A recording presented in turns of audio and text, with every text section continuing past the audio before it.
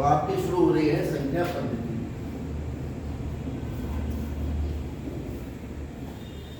जिसे इंग्लिश में कहते हैं नंबर सिस्टम।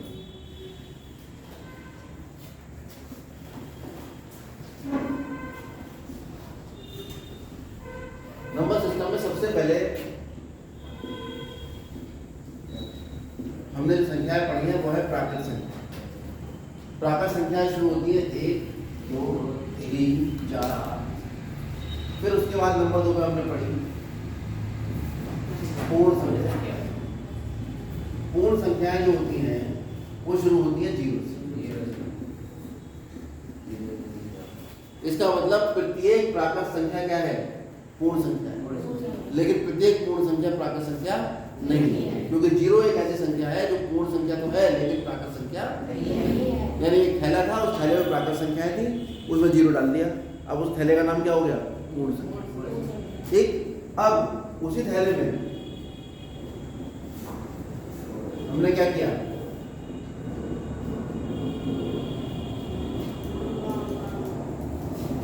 हमने डाल दिया -1, -2, -3, -4, ये सब डाल। जब हमने उस थैले में ये सब संख्याएं डाली तो उस थैले का क्या नाम हो गया? ये संख्याएं कहाँ से आई? जो संख्याएं हमारे पास थी उन पर ऋणात्मक चिन्ह लगा दिया। बाद में ऋणात्मक चिन्ह की कोई बात करो, पहले नहीं। फिर 0 की खोज हुई, आपने सुना हो। फिर 0 की खोज हुई तो प्राकृत संख्याएं थी, पहले उनमें 0 लगा के पूर्ण संख्या कहती है, बोले पूर्ण हो गई। लेकिन पता लगा ऋणात्मक संख्याएं भी होती हैं तो उनको पूर्णांक नाम रख दिया। ठीक है, फिर एक संख्या रेखा आई, उस संख्या रेखा में इनको लगाया गया। संख्या रेखा में ऐसे किया गया 0 बराबर बराबर दूरी पर निशान लगाए गए। 0 के बाद जस्ट 1, 2, 3, 4 आदि भी हो, यहाँ पे जाके प्लस, और फिर 0 से लेफ्ट में -1, -2, -3, -4। ये जो 0 था ये ना तो धनात्मक था और ना ऋणात्मक। लेकिन जितनी संख्याएं 0 के सीधे हाथ की तरफ थी वो कैसी संख्या थी? और जितनी संख्या 0 के लेफ्ट साइड में थी वो कैसी थी? ऋणात्मक। तो 0 कैसा हुआ? 0 ना धनात्मक ना ऋणात्मक। तो 0 ना धनात्मक हुआ ना ऋणात्मक हुआ। ये एक ऐसी स्थिति हुई जो ये बताती है कि कौन सी संख्या धनात्मक है, कौन सी ऋणात्मक है। 0 के सीधे हाथ की तरफ धनात्मक होती है और 0 के उल्टे हाथ की तरफ ऋणात्मक। ऋणात्मक संख्या को कहते हैं नेगेटिव नंबर। इस तरह से नेगेटिव, इसको लिखते हैं पॉजिटिव। और इंग्लिश में लिखें तो ऐसे लिखेंगे पॉजिटिव नंबर, और ये है नेगेटिव नंबर। 0 के लेफ्ट साइड में सब आते हैं नेगेटिव नंबर, और ये संख्या। ठीक, अब एक गणितज्ञ थे डेडेकिन नाम था, उन्होंने इसको बड़ा गौर से अध्ययन किया। उन्होंने कहा भी ठीक है, संख्या रेखा पे हमने 0, 1, 2, 3 लगा दी, इसका मतलब क्या हुआ कि प्रत्येक बिंदु किसी ना किसी रेखा को निरूपित कर रहा है। जितने तुम्हें दिखाई दे रहे हैं, आपको 0 दिखाई दे रहा है एक बिंदु, एक 1 दिखाई दे रहा है, एक 2 दिखाई दे रहा है, एक 3 दिखाई दे रहा है। हम देख रहे हैं कि 0 और 2 को जोड़ो कितना हुआ? 0 और 2 को जोड़ो कितना हुआ? 2, उसका आधा करो। 2 और 4 को जोड़ो, आधा करो, 3।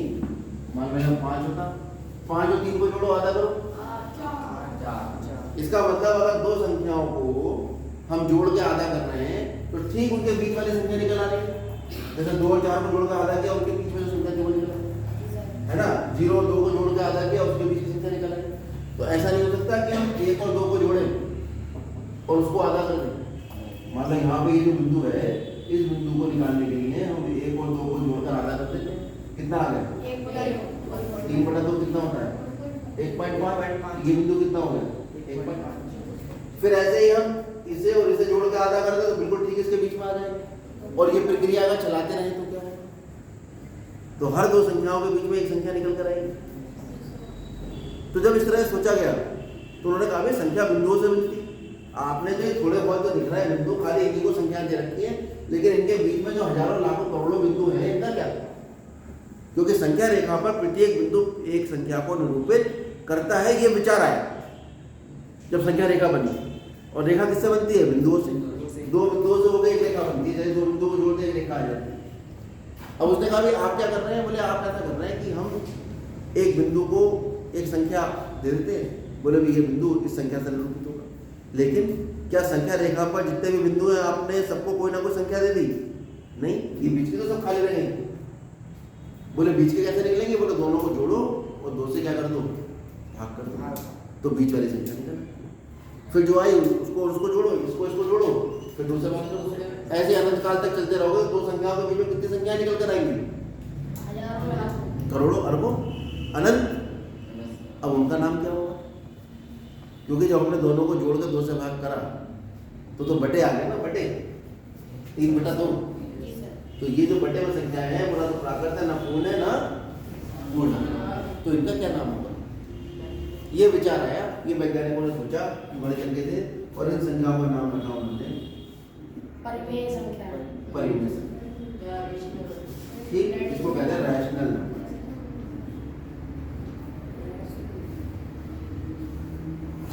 और रैशनल नंबर की जो परिभाषा थी वह संख्या है जो P/Q के रूप में लिखी जाती है।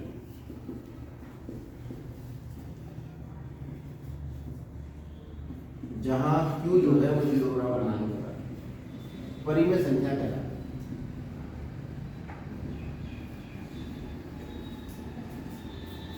तो परिमेय संख्याओं की परिभाषा क्या हो गई?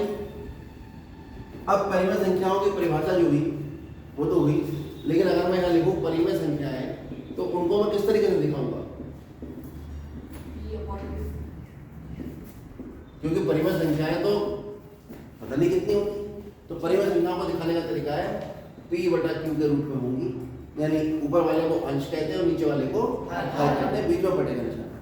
जहां पर जो कॉमा लगा कर बताता हूं Q जो होगा वो कभी भी 0 के बराबर नहीं होगी, क्योंकि दुनिया की किसी संख्या को 0 से भाग नहीं कर सकते, यानी किसी संख्या के बटे में 0 नहीं आ सकता, या दुनिया की किसी भी संख्या का हर कभी भी शून्य नहीं हो सकता। तो यानी हम केवल ऐसी संख्याओं की बात करेंगे जिनका हर शून्य नहीं। 5/2, 7/8, 12/15, 13/15, 14/15, 18/20, ये सारी संख्याएं कैसी हैं? कैसी है? परिमेय संख्या। जहां P और Q क्या है? जहां P तथा Q क्या है? ये परिमेय संख्या की परिभाषा हो, क्योंकि 2 भी एक पूर्णांक है और 3 भी एक पूर्णांक है। कुछ संख्या ऐसी तो होती है -3/2, तो अगर इन्हें हम कहेंगे पूर्ण संख्या है तो पूर्ण संख्या कह देंगे, तो ये जो -3 है ये तो पूर्ण नहीं होता। बात समझा रही है? तो इसलिए हम P और Q क्या कहते हैं? पूर्णांक। तो ऐसी संख्या है, उदाहरण क्या होगा इसका? 2/3, 5/8, -17/225, 325 और बहुत सारे उदाहरण हैं। तो कुल मिलाकर परिमेय संख्या आपको समझ में आ गई। अब दो संख्याओं के मध्य परिमेय संख्या निकलती कैसे? अभी बताया हमने, दोनों को जोड़ो। ठीक, चलिए अब हम किताबों के सवालों पर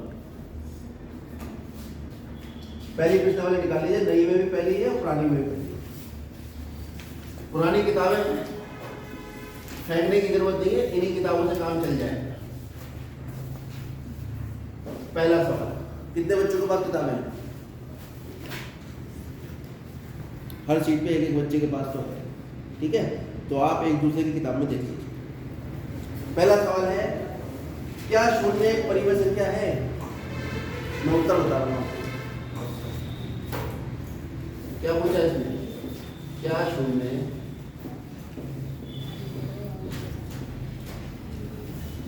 परिमेय संख्या है?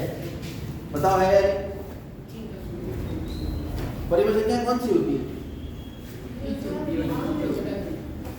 और दुनिया की कोई भी संख्या लिखी हो, मान लो लिखा है 5, ये परिमेय संख्या है या नहीं? किसी भी संख्या के बटे में एक लिख सकते हैं। अब है?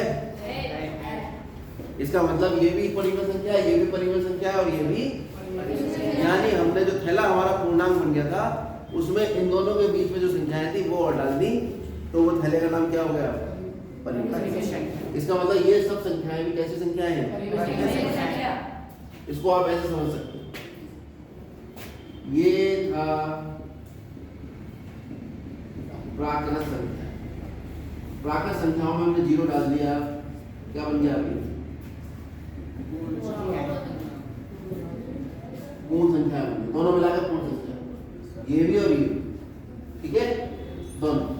उसके बाद क्या हुआ? हमने इसके अंदर माइनस वाली संख्या डाल दी, -1, -2, -3, ये क्या बन गया? पूर्णांक। कहाँ से कहाँ तक? यहाँ से लेके यहाँ तक सब क्या हो गए? पूर्णांक। अब क्या किया हमने इसमें बटे वाली संख्या और डाल दी, 2/3, 5/8, -7/9, क्या बन गई अभी? परिमेय संख्या। और ये यहाँ से यहाँ तक क्या होंगे सब? परिमेय संख्या। बात समझ आ रही है? पूर्णांक भी परिमेय संख्या है, पूर्ण संख्या भी परिमेय संख्या है, प्राकृत संख्या भी परिमेय संख्या। लेकिन प्रत्येक परिमेय संख्या पूर्णांक, प्रत्येक पूर्णांक पूर्ण संख्या नहीं है, और प्रत्येक पूर्ण संख्या प्राकृत संख्या है। लेकिन प्रत्येक प्राकृत संख्या पूर्ण संख्या है, प्रत्येक प्राकृत संख्या पूर्णांक है, और प्रत्येक प्राकृत संख्या परिमेय संख्या है। ये दिमाग में आप रखेंगे। अब बताओ शून्य परिमेय संख्या है या नहीं? नहीं। और अगर नहीं तो क्यों, और हाँ तो क्यों? आगे क्या कहा उसने? क्या इसे आप P बटे Q इसे P/Q के रूप में लिख सकते हैं? दूसरी बात बताओ, नहीं लिख सकते। चलो, ये तुम्हारा कहना है, मेरा नहीं। जहां P व Q क्या है? पूर्णांक है, और Q 0 के बराबर नहीं है। ये तो परिमेय संख्या की परिभाषा हुई। अच्छा ये बताओ, ये 0 लिखा है, 0 को जरा भाग करना 2 से, 2 0 0, 3 से करना, 4 से करना, 13 से करना, यानी 0 को अगर आप किसी भी संख्या से दुनिया की भाग करोगे तो उत्तर कितना आएगा? 0। और 0 को 1 से भाग करोगे तो कितना आएगा? 2 से करोगे तो कितना आएगा? 0। यानी 0 के बटे में आप कोई भी संख्या लिख सकते हो, और 1 तो आप हर संख्या के बटे में लिख सकते हो नहीं? इसका मतलब क्या शून्य एक परिमेय संख्या है? हाँ, उत्तर आएगा इसका हाँ। शून्य क्या है? परिमेय संख्या है। परिमेय संख्या। क्या इसे P/Q के रूप में लिख सकते हैं? हाँ, ठीक है, हम शून्य को P/Q के रूप में लिख सकते हैं। हाँ, शून्य को P/Q के रूप में, ये भी बटे का एक तरीका है। क्या चलो लिख सकते, तो लिख के दिखाओ भी लिख सकते हो।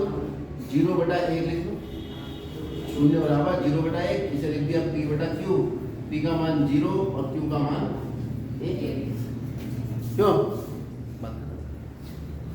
ये इसने इतनी बात पूछी थी, बस समझ में आ गई। चलो दूसरा सवाल, 3 तथा 4 के मध्य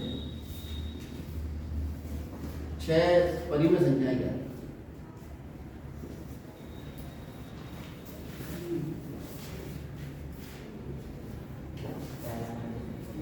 कितनी संख्या याद करनी है?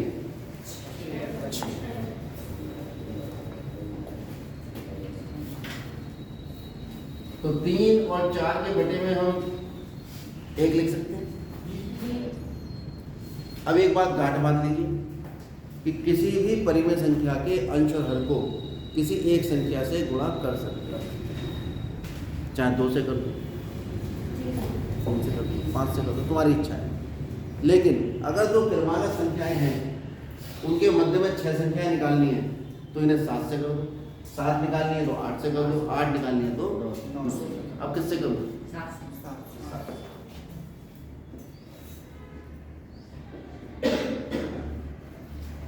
ये कितना आगे निकल गया?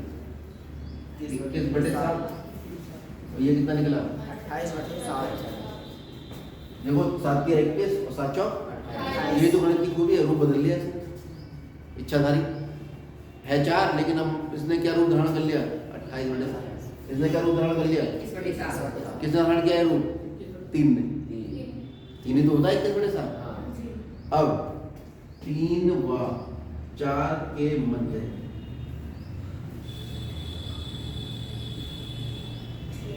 परिमेय संख्या। तो याद रखिए जो परिमेय संख्याएं होती है उनके हर अगर समान है तो अंश पर निर्भर कर जाती है। कितना है अंश इसका, 21/7। तो इससे अगली संख्या कौन सी होगी, 22/7, उससे अगली 23/7, उससे अगली 24/7, उससे अगली 25/7, उससे अगली 26/7, उससे अगली 27/7। कितनी संख्याएं चाहिए थी हमने इनके बीच में, 6 निकले। जी सर। तो दो संख्याओं के बीच में अगर पूर्णांक हैं उनके बीच में संख्याएं निकालनी है तो क्या करते हैं हम उसे, भाग में लेते हैं। उससे जितनी संख्या निकालनी है उससे एक अधिक से गुणा, ऊपर नीचे गुणा भाग कर लेते हैं। चलिए नोट करिए।